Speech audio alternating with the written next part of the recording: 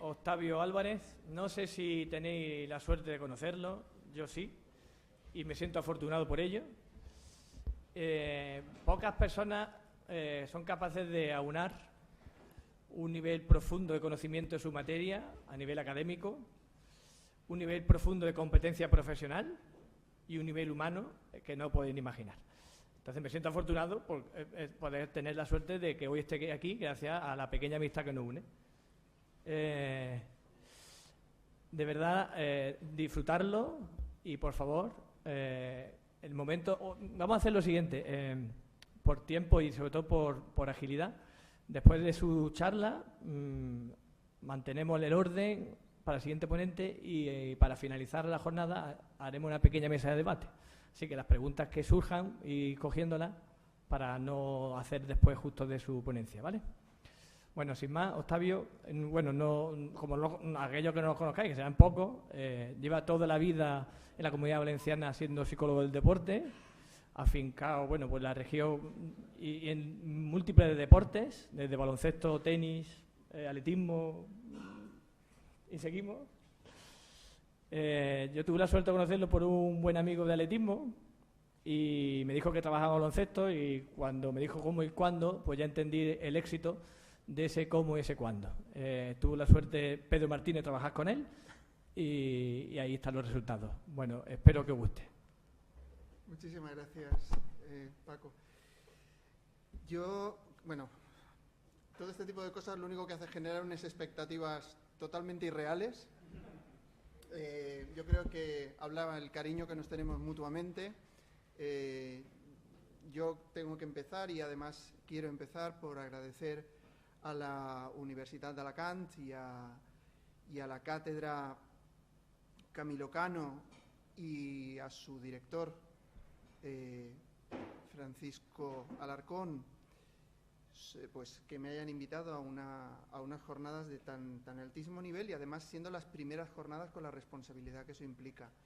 He estado trabajando mucho en esta ponencia, no sé qué tal quedará, pero realmente yo intento ser consciente de la responsabilidad y de la confianza que habéis depositado en mí y después de ver una ponencia tan brillante como la de Alejandro, pues vamos a intentar estar a la altura. Yo creo que vamos a empezar como hay que empezar las cosas, por el principio. Lo que vamos a tener en cuenta es justo algo que, bueno, pues están muy bien diseñadas estas, en cuanto a temáticas, las ponencias, porque justo donde ha terminado Alejandro y las preguntas y de los temas que ha estado hablando, pues vamos a intentar tirar de esos hilos. Y en ese sentido vamos a empezar. Alejandro ha estado hablando del feedback, ha estado hablando de cuál es la misión o una de las misiones fundamentales del cuerpo técnico y de los entrenadores y entrenadoras, sobre todo en deporte de formación.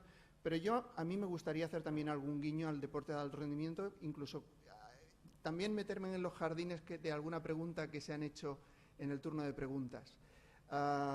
Yo creo que hay determinados mitos que luego tanto la investigación, que queda lejos de la calle, como la intervención, que sí que está muy pegada a la calle, nos demuestran que viven más en el terreno del mito que en el terreno de la realidad. De todo eso es de lo que vamos a hablar en esta ponencia, o de lo que pretendo hablar en esta ponencia. La ponencia lleva por título ¿Qué factores hemos de tener en cuenta para corregir a nuestros deportistas? Y las consecuencias sobre la motivación y la vivencia de la práctica del deporte. Lo primero que podemos hacer así como una clasificación extrema o naif de cuáles son las conductas que podemos encontrarnos en cuanto a lo que podemos ver en los entrenadores y entrenadoras que están trabajando. Tenemos por un lado entrenadoras y entrenadores que, diríamos, en la ponencia anterior se han clasificado como con estilos tradicionales, estilos de no pain, no gain, pero realmente no tanto desde el esfuerzo, el concepto de esfuerzo que llevaría eso implicado, sino incluso, o de sacrificio, sino también en el concepto de sufrimiento. Y yo creo que ahí tenemos muchas cosas que decir y desde luego intentaré que en esta ponencia quede clara. Frente a ese tipo de acercamientos encontramos en todos los niveles, desde el nivel de iniciación, que es bastante evidente, hasta el nivel de Juegos Olímpicos, por poner élite o supraélite, entrenadoras y entrenadores que no creen en esa filosofía. Sí creen en la filosofía de lo que significa no pain, no gain, pero no por el sufrimiento, sino por el esfuerzo.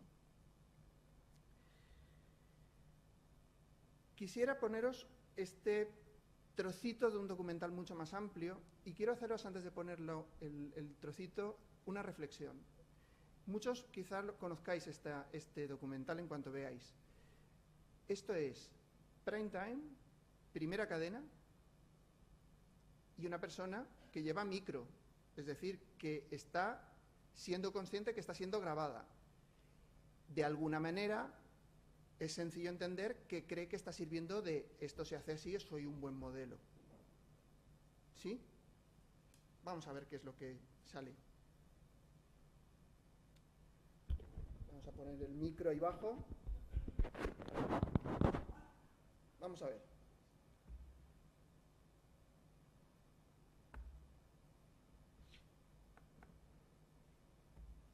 Vamos a ponerlo aquí. Vale.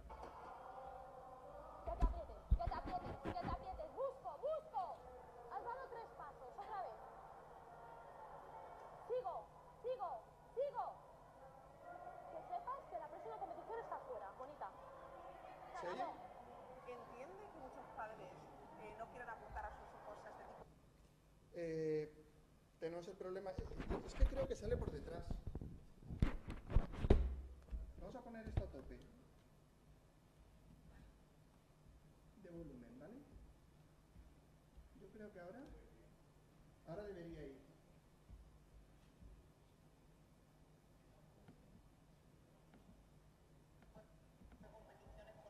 Que te aprietes. Busco. Has dado 3 pasos, otra vez. Sigo. Que sepas que la próxima competición está fuera, bonita.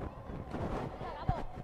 Entiende que muchos padres no quieran apuntar a sus hijos a este tipo de competiciones porque se pierde un poco la niñez, tienen un nivel de exigencia demasiado alto y demasiadas frustraciones desde muy pequeños. Bueno, yo no lo entiendo, porque yo como vivo para esto no lo puedo llegar a entender porque es un deporte que te enseña muchos valores de la vida, muchísimos. Enseña la disciplina, Pero porque entiendes que a los padres cuando ven de repente intuyen que estáis regañando a sus hijos les como un hombre, golpe al corazón. lógico, me imagino cuando yo seré padre diré, ahí va, pero se lo merecerá seguramente. ¡A luchar ahí fuera, ¡A luchar! Para que se callen bocas. ¿Me habéis escuchado? ¿Sí? Fuera nervio, María. Pues venga.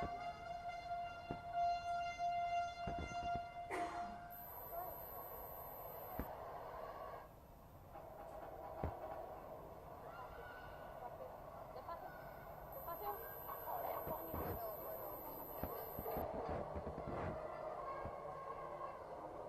coño.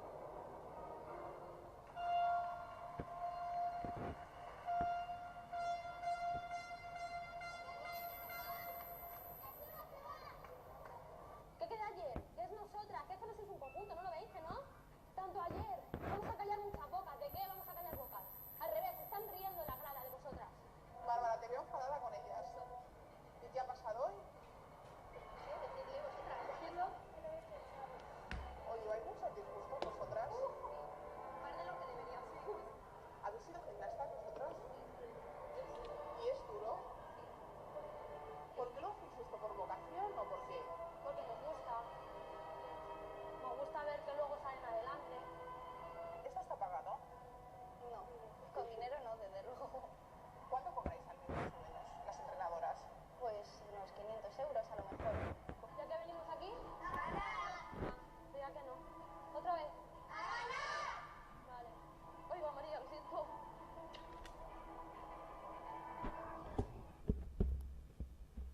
¿Qué tal? Yo quiero que os fijéis en 2 cosas. de este trozo. Yo lo he visto infinidad de veces, mis alumnos lo ven hasta el vómito, porque nos habla de muchas cosas, La primera, quiero que os deis cuenta de una cosa, y me contestéis. ¿Creéis que ella cree que está haciendo buena práctica? ¿Cree que es un buen modelo? Fijaros hasta qué punto, que incluso hay detalles, yo que lo he visto muchas veces, ahora en el final del trocito que ponemos, tropieza con una de las niñas que le acaba de meter un broncazo. Y le dice, ¡ay, cariño!, le da un beso. Es decir, ese mito del sargento de hierro, ese mito de el quien bien te quiere te hará llorar, ese tipo de cosas que se justifican o bien por el rendimiento, que es mentira, pero ni en este nivel ni en el nivel profesional, o bien por el rendimiento, o bien por, digamos, enseñar valores de sacrificio, de esfuerzo, que no en absoluto tienen que pasar por este tipo de conductas. Entonces, ¿qué es lo que podemos reflexionar de esto? Pues algo que ya estaba explicando hace un momento Alejandro. ¿Cómo podemos hacer que una persona que vive con vocación su trabajo, pero lo hace obviamente mal, pueda hacerlo bien, con los beneficios que puede proporcionar a todos las niñas y niños que pueda estar entrenando? A través de la formación. Hay que explicarle a esta persona cuántos errores está cometiendo. Y de hecho es un vídeo que me sabría mal que esta chica pudiera ver que la utilizamos públicamente como ejemplo malo, porque yo entiendo que ella cree que lo está haciendo muy bien. Y lo único que hay que hacer es sentarse con ella, explicarle cuántos errores está cometiendo y de qué calibre y en base a qué. ¿Vale? Pero digamos que sería un ejemplo claro de mala praxis.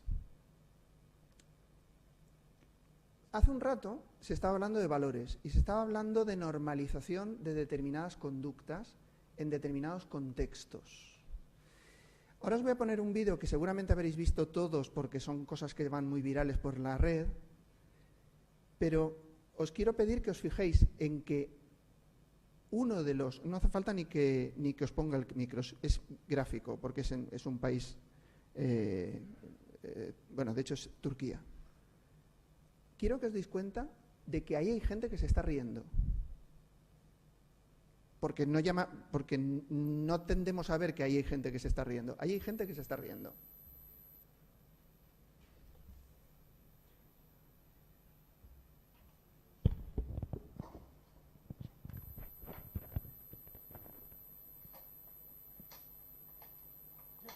Este de barba se ríe. ¿Lo veis?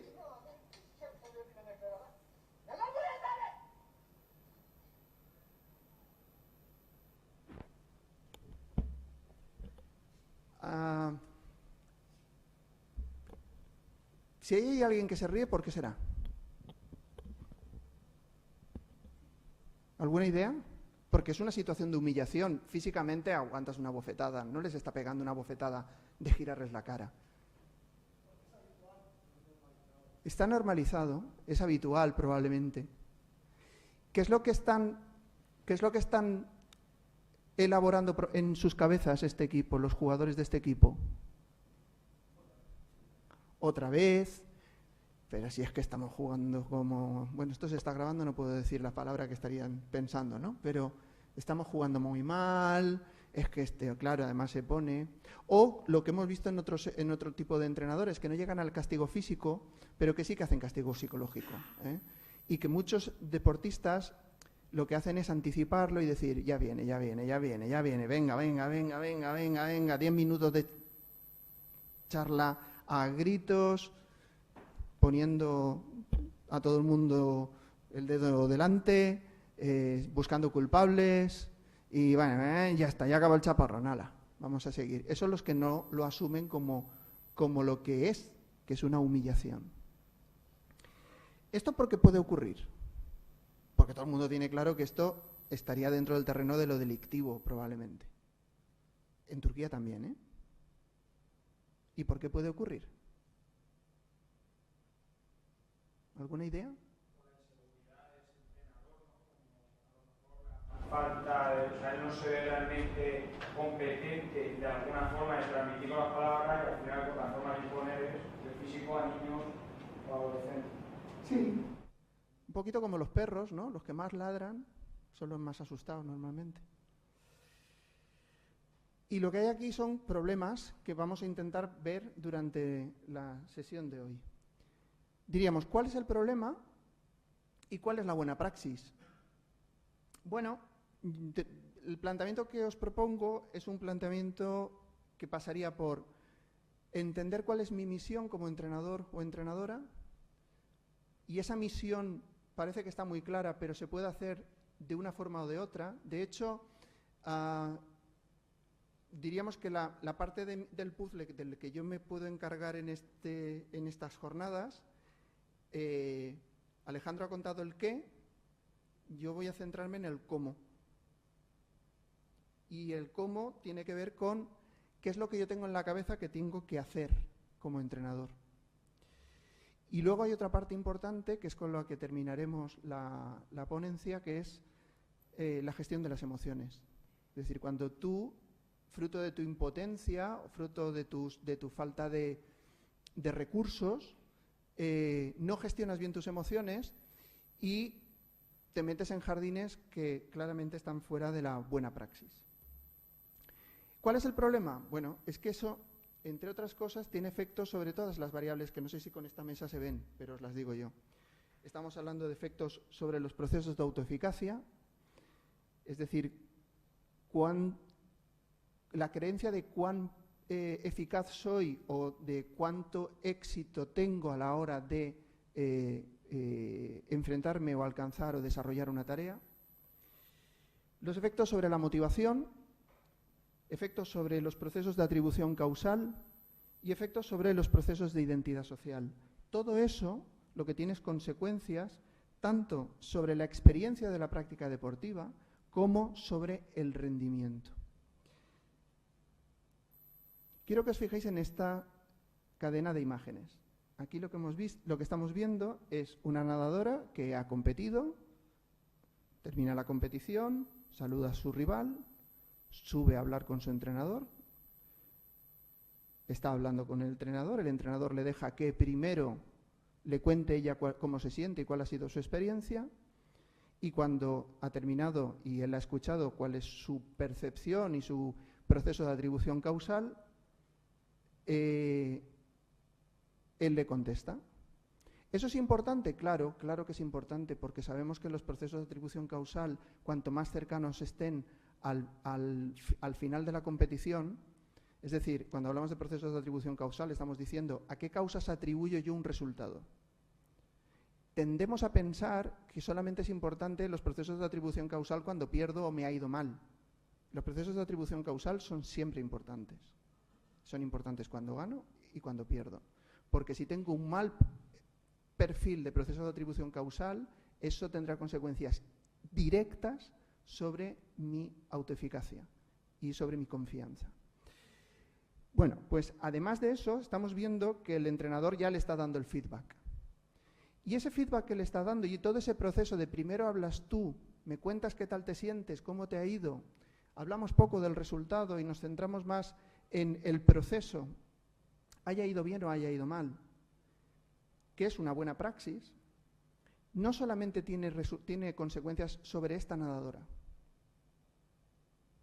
Esta nadadora pertenece a un equipo y está viendo esa conversación y está creando esa escuela de trabajo, el entrenador, trabajando con una nadadora que es la que necesita en ese momento atender, pero el resto del equipo está teniendo procesos de aprendizaje vicario, que son procesos que consolidan muchísimo todo lo que estaba hablando hace un rato Alejandro, ¿no? Todo lo que son los procesos de adquisición de normas, valores, creencias, intereses.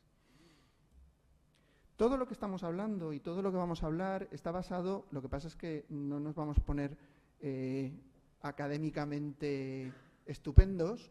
Entonces, simplemente quiero dejar claro que lo que vamos a contar no son opiniones, son producto de investigaciones científicas y en publicaciones de primer nivel internacional, tanto de nuestro equipo de investigación como de equipos españoles y extranjeros de primer nivel. Vamos a ir viendo paso por paso las diferentes misiones. Vamos a hablar de 5 misiones, podríamos hablar de muchas más, pero vamos, por no hacer esto excesivamente largo, vamos a hablar de 5 misiones. ¿Podemos estar de acuerdo en que un entrenador o una entrenadora tiene que corregir a sus deportistas? ¿Es una misión del entrenador? Bien. Os voy a dar 2 alternativas. La alternativa A. ¿Crees que debes corregir todo lo que ves? Que si no te hacen caso tus deportistas es porque a nadie le gusta que le corrijan. ¿Utilizas una comunicación manipulativa para conseguir que hagan aquello que tú sabes que deben hacer? Porque para eso tú eres el que sabe.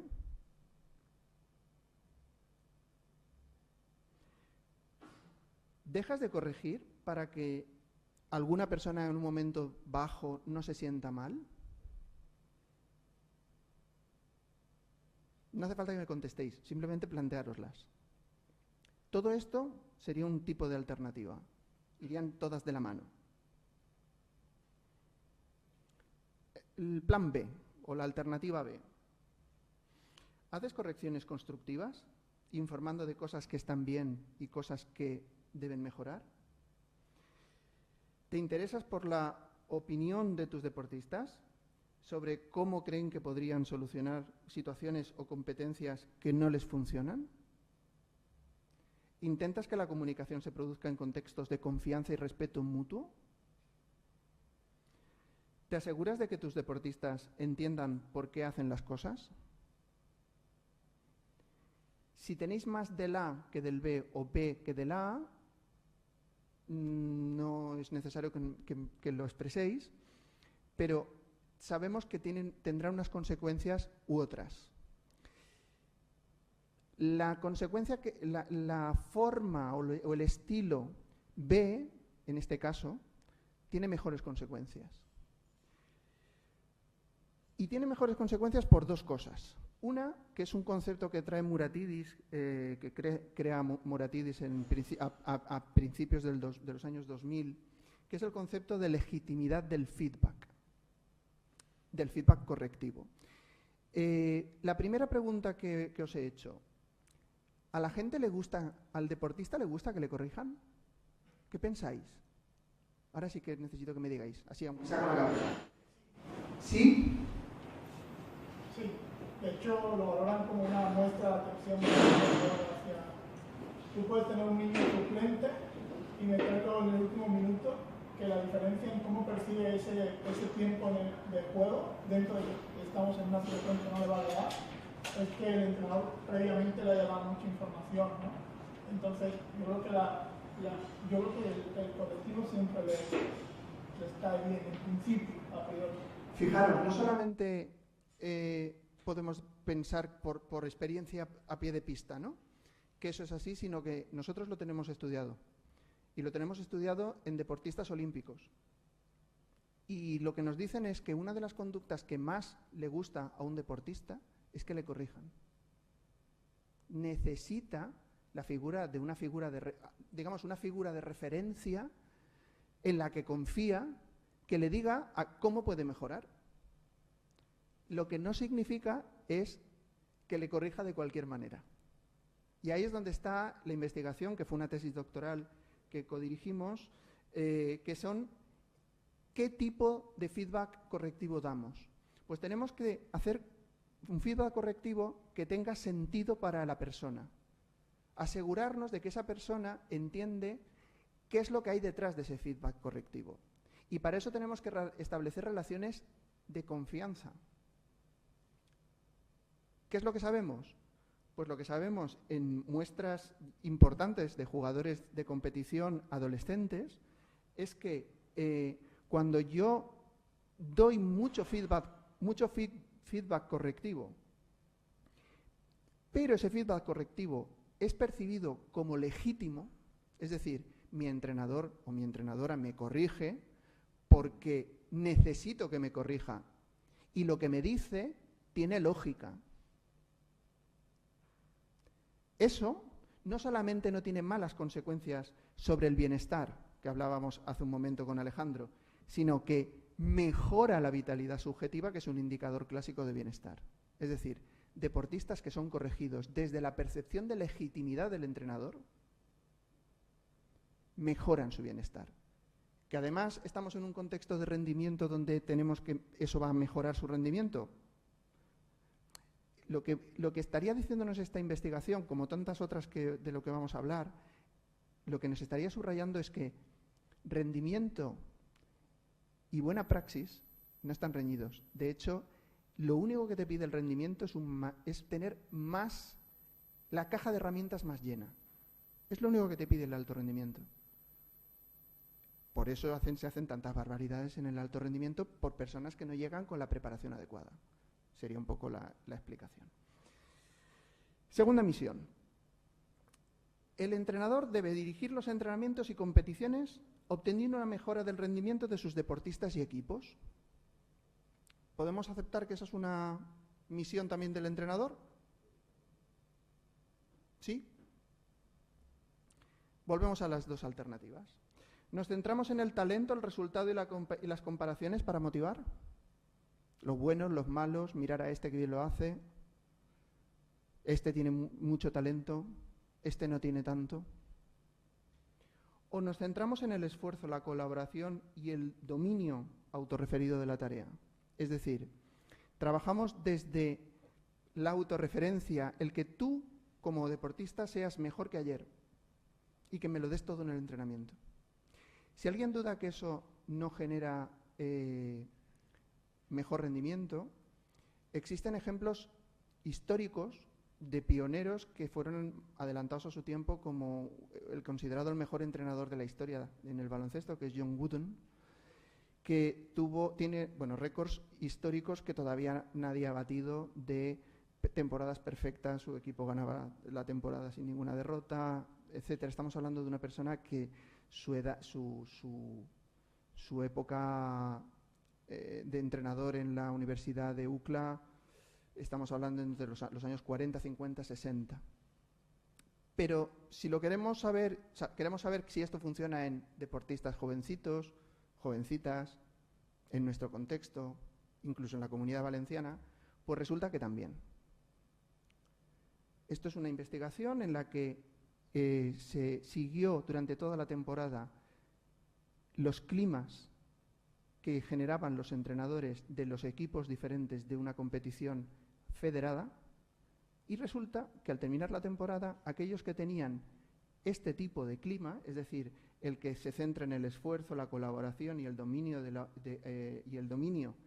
en el dominio autorreferido de la tarea, es decir, lo que se llama climas de implicación en la tarea, que también aparecía en el proyecto que ha presentado Alejandro, pues resulta que son los que tenían esas puntuaciones más altas, son los equipos que estaban más alto al final de la competición. Y curiosamente, los que tenían puntuaciones más bajas en ese tipo de clima eran los últimos de la tabla. Tercera misión. Debemos, como entrenadores, comunicarnos con nuestros deportistas y equipos para conseguir una mejora continua. Se debe señalar lo importante, los objetivos y el camino para llegar hasta ellos. ¿Mandamos porque tenemos el puesto y el poder? ¿Establecemos las tareas sin que los deportistas puedan elegir? En los ejemplos que ha puesto Alejandro, está todo muy normativizado. Eso sería el qué. Sabemos que es importante cómo se presentan las tareas. ¿Y cómo se presentan? Podemos presentarlas porque nosotros somos la figura de autoridad y esto es lo que hay, o algo que ya ha dicho también Alejandro. Tenemos que intentar dar participación a el equipo. Por lo tanto, entendemos y aceptamos los puntos de vista, emociones y sentimientos de los miembros de nuestros equipos.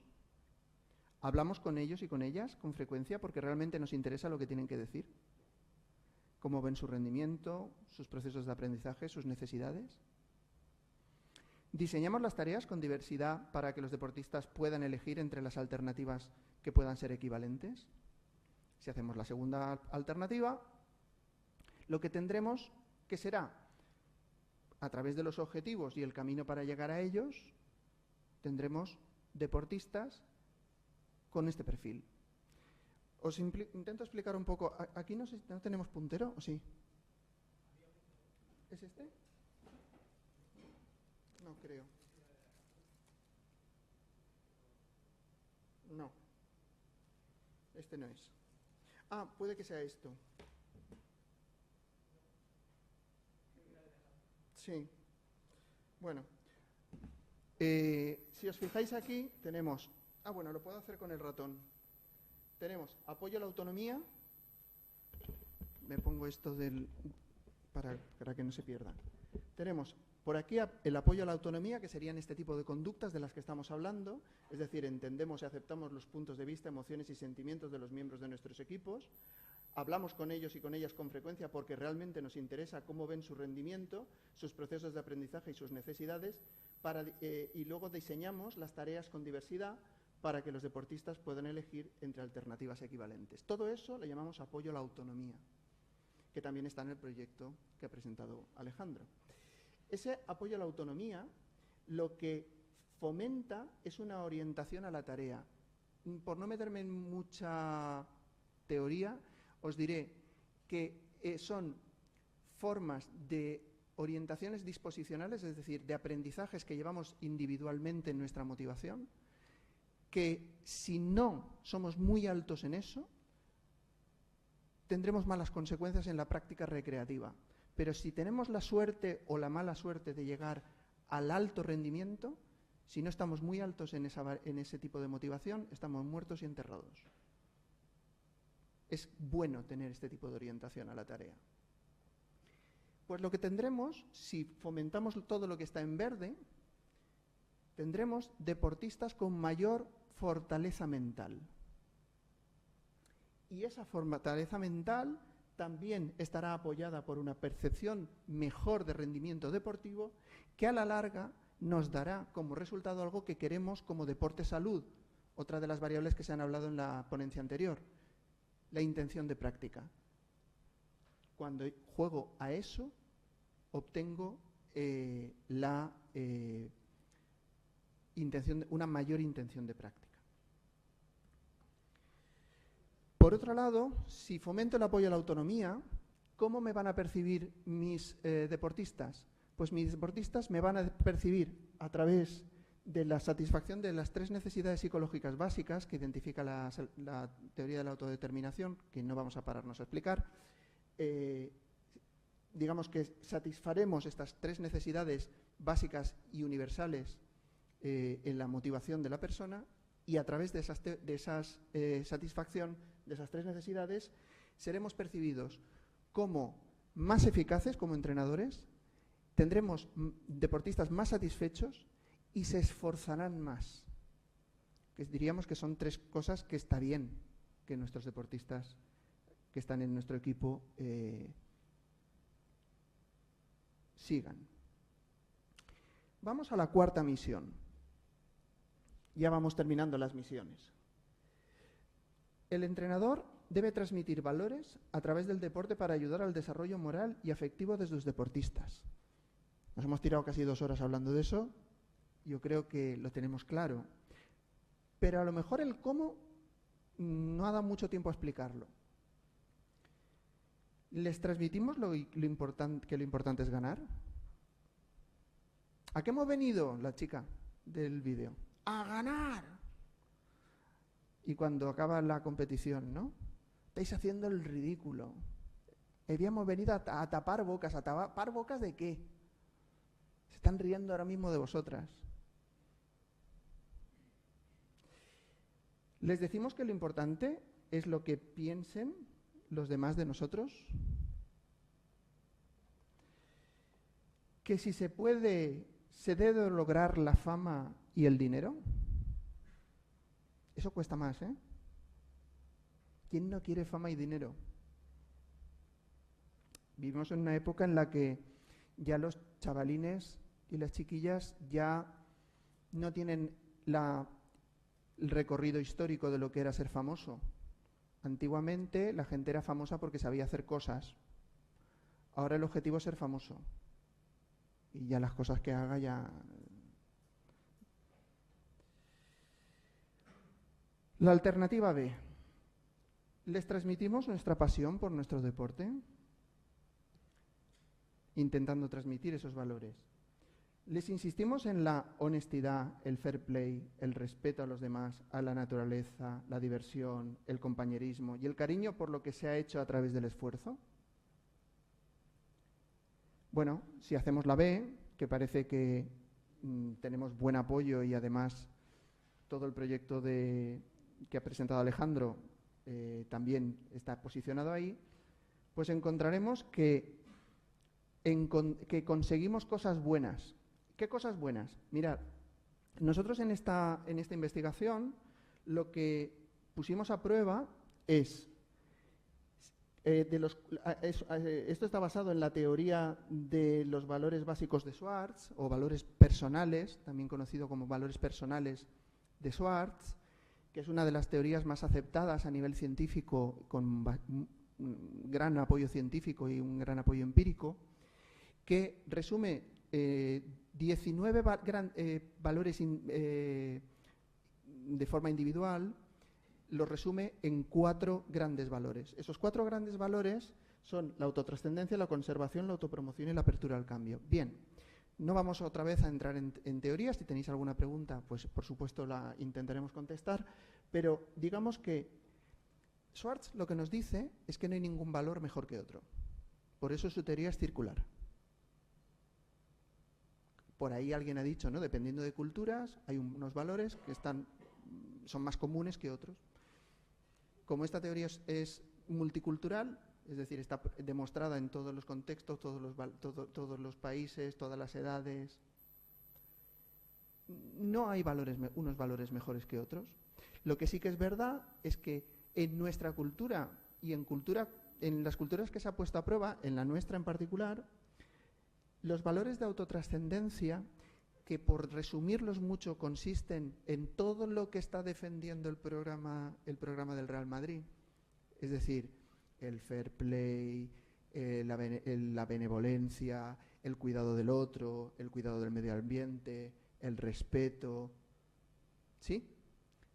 Cuando tú trabajas en tus equipos fomentando ese tipo de valores, lo que tienes es un tipo de motivación de mucha más calidad. No digo más motivación, que hoy en día nadie que sepa de motivación habla de más motivación. Hablamos de la calidad de la motivación. La motivación autónoma es la motivación de más calidad, la que tiene mejores consecuencias y la que necesitamos fomentar. Hace un rato estaba explicando Alejandro, ¿motivación intrínseca o extrínseca? Va de eso. Motivación autónoma, que a su vez a través de esa motivación vamos a encontrar ¿qué? Vamos a encontrar mayor vitalidad subjetiva, mayores afectos positivos y mayor intención de práctica. Todo esto en deportistas adolescentes. Por último, la quinta misión. Debemos conseguir que los deportistas sientan orgullo y un sentimiento de pertenencia y amor a su equipo y a su club.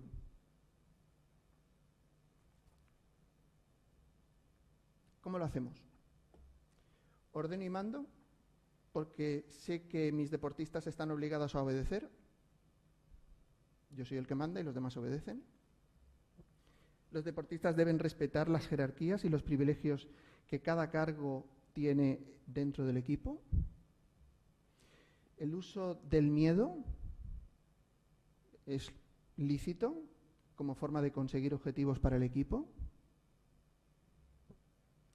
O frente a eso, intento ser coherente. Se ha hablado también hace un rato de la coherencia. Intento ser coherente entre los mensajes que transmito y lo que hago. expreso confianza en que se lograrán los objetivos compartidos por el grupo y cada miembro del equipo. Estimulo a cada deportista a ver las cosas desde diferentes puntos de vista y trato a cada deportista como necesita ser tratado. Si nos situamos en el B, estaríamos adoptando un estilo de influencia social que tenemos investigación muy reciente que nos dice que generaré mayores niveles de identidad social en mis equipos si yo tengo un estilo de liderazgo transformacional. Como hay una charla de liderazgo después, simplemente lo dejaremos apuntado, pero lo que nos está diciendo esto es que este tipo de liderazgo, que es coherente con el tipo de motivación autónoma de la que se ha hablado ya y de los valores de los que también se ha hablado, funciona de la siguiente manera. Nosotros estamos haciendo un proyecto que es un proyecto muy amplio. Estamos trabajando con 11 variables diferentes, entre las cuales están estas, en un estudio longitudinal, tanto en España como en Argentina. Y lo que estamos encontrando en ya investigaciones que están presentadas y en investigaciones que están enviadas y bajo revisión es que, por ejemplo, estamos estudiando una cosa que puede ser interesante que lo entendáis o que os lo cuente. Nosotros estamos mirando la influencia de la familia y la influencia del equipo en los deportistas, porque los chavales y las chicas no solamente están en el equipo, vienen de familias. Y estamos viendo los estilos transformacionales de parentalidad, padre y madre, y estamos viendo los estilos transformacionales de los entrenadores, entre otras muchas variables. Y eso cómo se plasma sobre la identidad social de los deportistas. Cuando hablamos de la identidad de los deportistas, estamos hablando de que tienen orgullo de pertenecer a su equipo, que se identifican con su equipo y sus valores, que sienten lazos fuertes de afecto con sus compañeros y compañeras y que sienten esa conexión que va más allá de lo racional y entra ya en lo emocional. Lo que nos hemos dado cuenta es de que cuando estamos viendo la identidad social con el equipo y comparamos la influencia de papá, mamá o entrenador o entrenadora, ¿quién tiene más peso? Los entrenadores. Los entrenadores y entrenadoras sois los que más pesáis en la percepción de pertenecer a un grupo y de ser miembro de un grupo y de estar orgulloso de ese grupo. Obviamente, después de esta cadena viene la intención de continuar. Cuanta mayor es la identidad social, más te identificas con el equipo y, por lo tanto, menos se te ocurre no estar en el equipo. Estamos hablando, además, en una etapa evolutiva en la que los adolescentes, si están construyendo algo, es su identidad. Por lo tanto, es bien clave. Luego hay una cosa que nos hemos encontrado, tanto en el contexto español como en el argentino, es que los chicos son más influenciables por el efecto que estamos hablando que las chicas, aunque en ambos casos ocurre. Y en etapas de formación, cuando estamos hablando de etapas de adolescencia, principio de la adolescencia, adolescencia media o adolescencia tardía, cuando comparamos esas etapas, lo que nos encontramos es que cuanto más jovencito o jovencita es el deportista, más influencia y más peso tiene el entrenador. Estábamos hace un momento viendo el vídeo de los niños con sus entrenadores, el último que ha puesto Alejandro, y es que los miran con... Vamos, es que lo que diga el entrenador es que es lo más importante. Y estos no eran adolescentes todavía, estos eran chiquitines. Pero con 12 años sigue siendo lo mismo. Mi entrenador es una figura de una referencia que pesa muchísimo. Bien, volviendo un poco al tema de de los contextos y de cómo esos contextos tienen efectos sobre el bienestar y la pertenencia y la intención de continuar en el deporte, y sobre todo de la experiencia de la práctica deportiva, planteamos una investigación en la que medíamos contexto deportivo por un lado, formado por entrenadores y compañeros. Es algo que Alejandro ha dicho, pero que se ha centrado mucho en el trabajo con los entrenadores, pero resulta que yo también tengo influencia de mis compañeros de equipo. Mis compañeros de equipo forman parte de ese contexto social en el que yo me voy a sentir con más o menos bienestar. En el contexto deportivo, lo que pusimos a prueba fue un estilo controlador del entrenador. Esto sería toda la cara B, la cara oscura. Es decir, un entrenador cuando es manipulativo, manda siempre, lo que se hace es lo que se tiene que hacer, no vamos a inventar nada nuevo, yo sé y tú no. Eso sería un estilo controlador de un entrenador o una entrenadora. Cuando el estilo es controlador, fijaros que al margen de la calidad de la motivación de la que ya he hablado antes, fijaros en los outcomes, o sea, en los resultados. Estamos midiendo dos resultados de malestar: aburrimiento, que es el antecesor, es uno de los antecesores del abandono, y el burnout, es decir, me he quemado y me lo dejo. ¿Sí? Bueno, pues pudimos encontrar que aunque ambos estilos controladores, tanto el del entrenador como el de los compañeros de equipo, tienen efectos a través de los tipos de motivación, tienen efectos sobre aburrimiento y estar quemado, lo que nos encontramos es que lo que principalmente produce un entrenador controlador es aburrimiento, de forma directa. Mirad esta flecha. Esta flecha va directa del estilo al aburrimiento. Y esta flecha va directa del estilo de los compañeros al burnout. ¿Por qué? Porque un equipo con un entrenador controlador genera modelos controladores y los deportistas se empiezan a comportar entre ellos de forma controladora. Pero lo que se contagian son emocionalmente, que es la parte del burnout, es decir, de la emocionalidad. No tiene sentido lo que hago, esto se me está haciendo pesado y el año que viene me desapunto, que dicen normalmente. ¿Sí? ¿Y qué pasa con papá y mamá? Pues cuando papá y mamá son controladores, el que tiene el peso en el estilo controlador es papá. ¿Habéis escuchado, os suena esa frase de cuando venga tu padre te vas a enterar? Pues eso es la explicación sencilla de estos resultados. El burnout viene a través del estilo controlador del padre. La madre también tiene un papel importante, pero realmente el que pesa en la emocionalidad negativa en casa, en nuestra cultura, es una investigación realizada en nadadores de competición adolescentes de la provincia de Valencia. Nadadores y nadadoras. Lo que nos encontramos es que la emocionalidad negativa tiene más peso la figura del padre que la figura de la madre. No así la emocionalidad positiva. La emocionalidad positiva, en otras investigaciones hemos encontrado que el peso lo tiene la madre previniendo el burnout, lo cual es bastante curioso. Y llegamos a la gestión de las emociones. ¿Cuántas veces hablamos de emociones, no? Y decimos las emociones son importantes, nos juegan malas pasadas. La primera cosa que podemos ver en cuanto a la gestión de emociones y que os sonará, y quizás tengáis algún tipo de formación, es la inteligencia emocional. ¿Os han contado cosas de inteligencia emocional? ¿Os suena el concepto? Es un concepto que se puso muy de moda. Aunque mucha gente crea que el famoso libro es del autor de la teoría es de estos señores, de Salovey y Myers, del 90.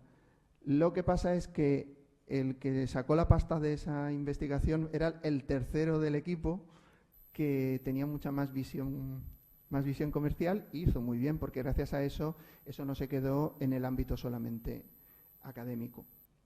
Lo que nos dice la inteligencia emocional, básicamente, es que nosotros tenemos digamos, tres posibles fuentes de inteligencia, o podemos trabajar tres habilidades de inteligencia emocional.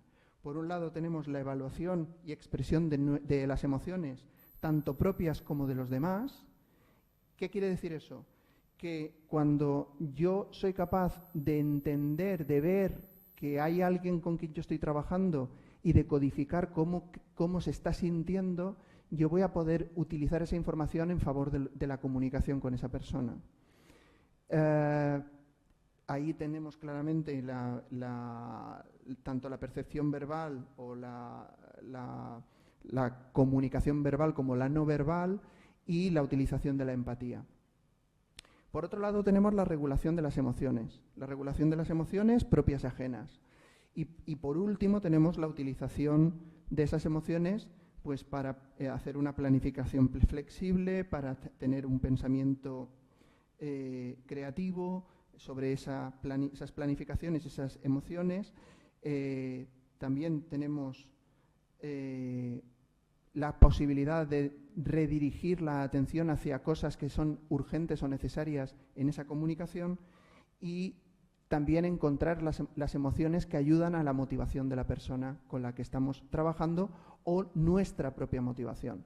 Y esto, aunque parezca que os lo estoy dirigiendo hacia el trabajo con vuestros jugadores y jugadoras, os lo dirijo hacia vosotros. Si algo he aprendido en la experiencia que puedo tener de trabajar con entrenadoras y entrenadores de todos los niveles, es que hay muy poca gente que se encargue de las emociones del entrenador. Se os exige por todos los lados. ¿Y del entrenador qué? Se habla de la soledad del portero, pero ¿y la del entrenador? Esta investigación que os presento es una investigación de Lee Cheladorey del 2018, con lo cual es muy reciente, esto en Ciencias anteayer, y lo que pone en relación es algo súper interesante. Fijaros, lo que está diciendo esta investigación es lo siguiente: si yo soy emocionalmente inteligente como entrenador, eso se relacionará con algo que os voy a explicar muy detenidamente y tendrá consecuencias sobre mi burnout, que los entrenadores también nos quemamos, o sobre mi satisfacción laboral. Y a través de ellos podré mejorar o mantener mi intención de permanencia. En este caso lo que se mide es la intención de abandono. Vamos a ir por partes. Hemos puesto ya los pilares de la inteligencia emocional. Tenemos todos claro que una persona que es emocionalmente inteligente, lo que es capaz o lo que es eficiente haciendo es: parece que hoy me he levantado con el día cruzado. Vale, pues entonces hoy pongo 2 o 3 seguros, intento no discutir demasiado. Si tengo que perder alguna discusión, la pierdo. No pasa nada, porque estoy cruzaete. Todavía no sé por qué, pero yo me noto que salto. Entonces, si soy inteligente emocionalmente, reconozco esa emoción, ya veremos de dónde viene, pero tampoco me voy a poner a hacer yo terapia conmigo mismo. Pero, vale, hoy a puntita de gas hasta que se me pase. Eso lo hace una persona emocionalmente inteligente. También una persona emocionalmente inteligente, cuando se cruza con alguien que está muy alterado, lo reconoce rápido para anticipar una posible situación de conflicto y gestionarla con más eficacia. El extremo contrario de una persona emocionalmente inteligente sería una persona con Asperger. No se fija en cómo están las emociones de los demás porque no las decodifica. Y ese tipo de cosas se relacionan con algo que no es tan conocido. Yo no sé si alguno de los que estáis aquí habéis escuchado un concepto que se llama emotional labor, que no se traduce, es emocionalidad en el puesto de trabajo. Vamos a decir que sería esa traducción libre. Es un concepto chulísimo y vais a ver enseguida por qué os digo esto. Lo que dice este modelo teórico es que yo, como entrenador, que esta gente es el mérito que tiene, esto se lo traen del contexto laboral y lo traen al contexto deportivo. Uno de los dos que firman esto, Lee, Cheladuray tiene su propia teoría de liderazgo. Quiero decir, está en el Olimpo de los teóricos. Y claro, le interesan cosas muy chulas. Y una de las cosas chulas que le ha interesado es traer este concepto del mundo laboral al mundo laboral deportivo. Bueno, pues el Emotional Labor lo que nos dice es, todos entendemos que en nuestro trabajo nuestras emociones nos pueden ayudar o nos lo pueden complicar. Y todos entendemos que hay unas emociones socialmente más aceptadas que otras. ¿Cuántas veces hemos dicho, oye, si usted tiene un mal día no lo pague conmigo al camarero? O no se lo hemos dicho, pero lo hemos pensado.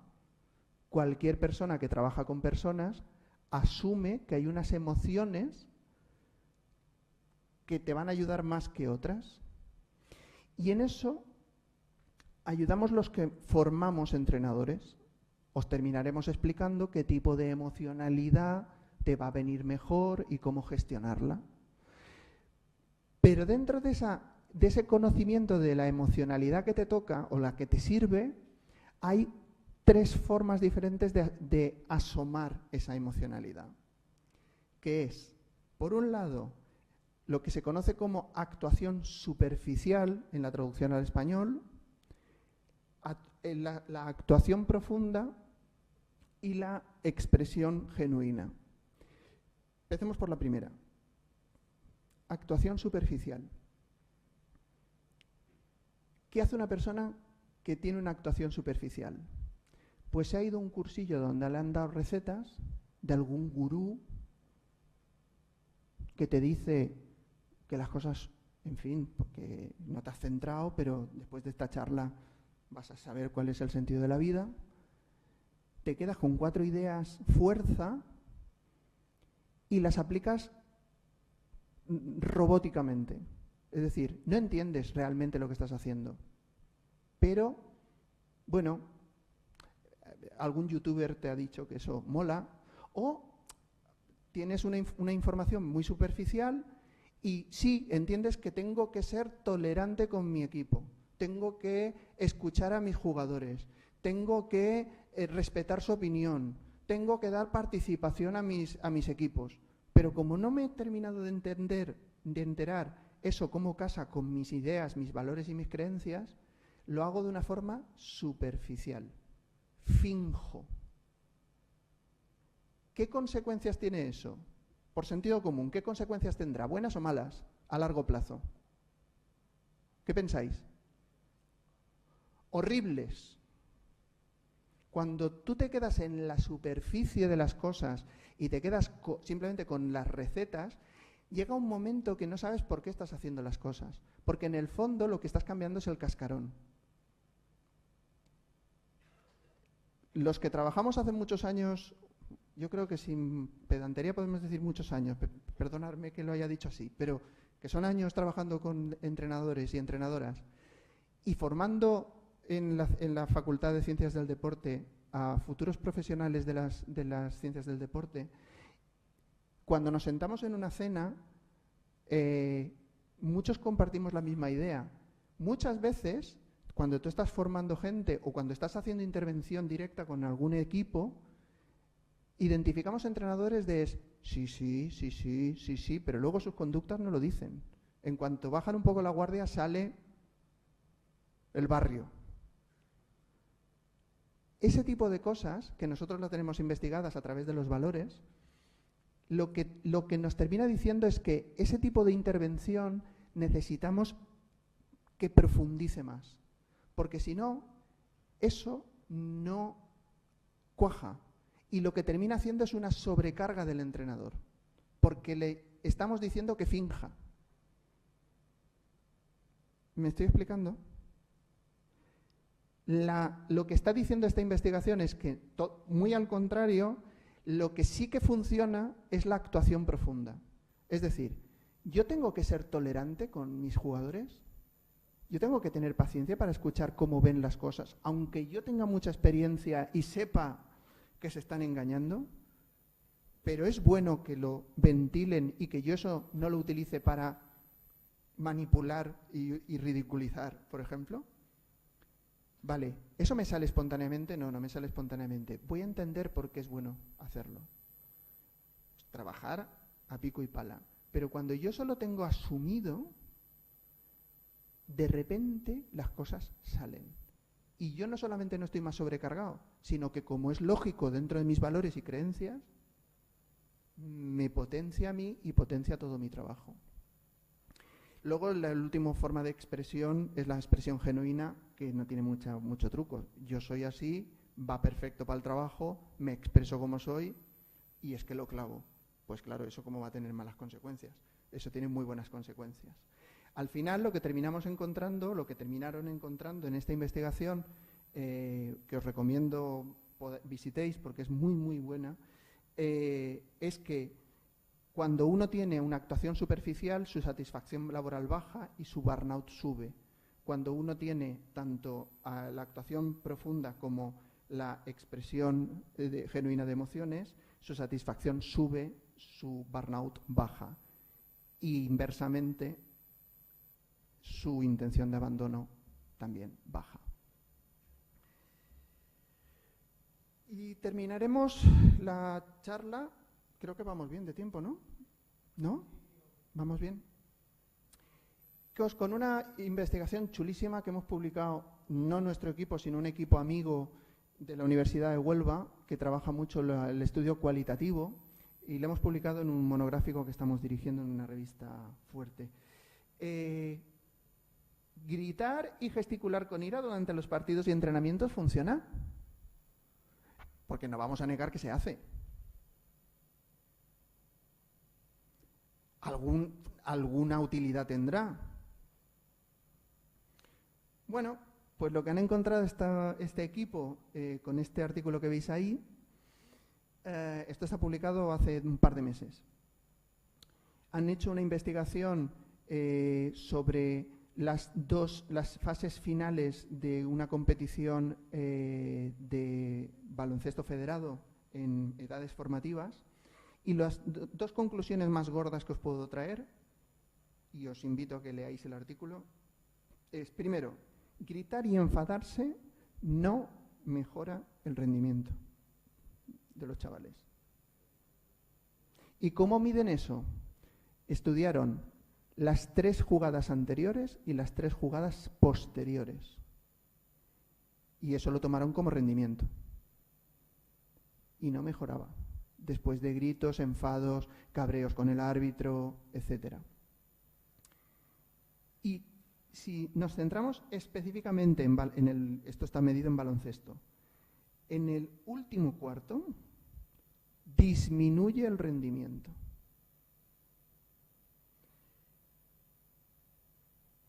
Para terminar, daros un último mensaje, porque hemos hablado poco de alto rendimiento y, bueno, estamos en un contexto de deporte de formación, pero muchas veces no me gusta que quede sin dar este mensaje. Cuando estamos hablando de deporte de formación, no debemos mirarnos en el deporte profesional. Entre otras cosas, porque las ideas que se tienen del deporte profesional en la mayoría de los casos son mentira. En el deporte profesional, casi todo lo que nos llega del deporte profesional, a no ser que hayamos sido profesionales, es a través de los medios de comunicación. Y entiendo que en la sala habrá deportistas deportistas o entrenadores de alto rendimiento. El 90% de lo que se cuenta en los periódicos es mentira. Y estoy siendo generoso. No tienen nada que ver, son impresiones, viven de vender cosas, pero lo que pasa dentro de un vestuario es algo muy sagrado como para que se filtre. Es mentira. No, esto lo sé yo de buena tinta. Mentira. Si queréis saber lo que pasa en un vestuario, escuchar las ruedas de prensa de los entrenadores. Ahí es donde ellos utilizan el momento para dar los mensajes. Pero, saliendo de esto, vuelvo al mensaje. Como eso está rodeado de mucho mito que es mentira.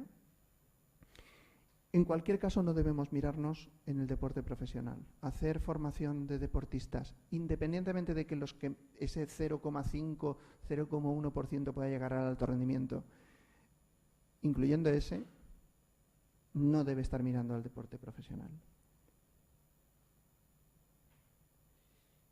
Y también tenemos que tener claro que tenemos que asumir nuestra responsabilidad, y esto lo ha dicho también Alejandro y yo lo quiero remarcar, nuestra responsabilidad como formadores, como entrenadores que están ayudando al desarrollo positivo de adolescentes que van a determinar su relación con la práctica de actividad física de por vida.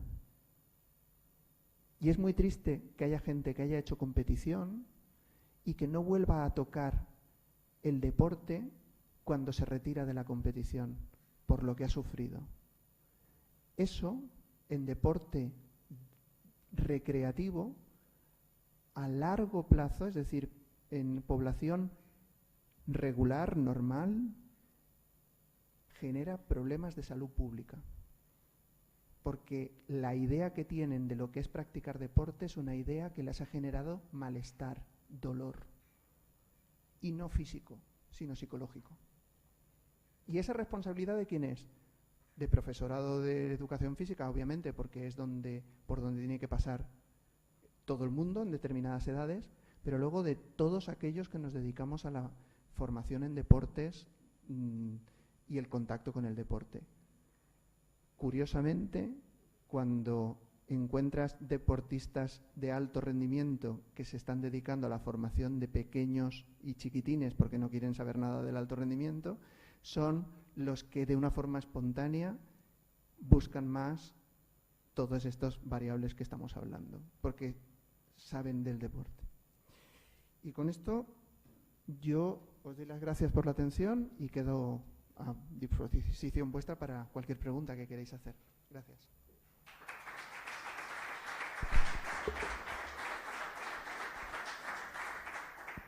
Como dije, no iba a defraudar.